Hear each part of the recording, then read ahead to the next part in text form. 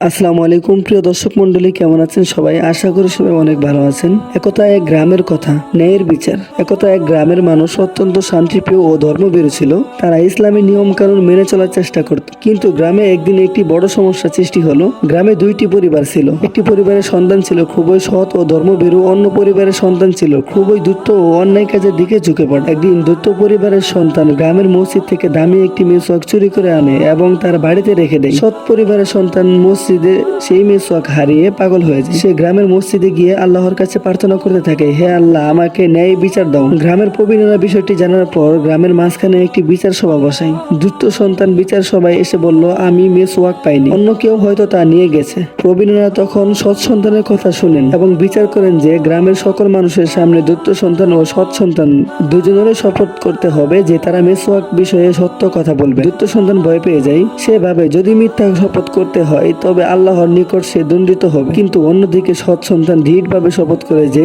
সে মিসওয়াকের কোনো ক্ষতি করেনি। বিচারকরা তখন আল্লাহর প্রতি ভরসা রেখে দ্রুত সন্তানকে সতর্ক করেন এবং তাকে আল্লাহর ভয় প্রদর্শন করেন।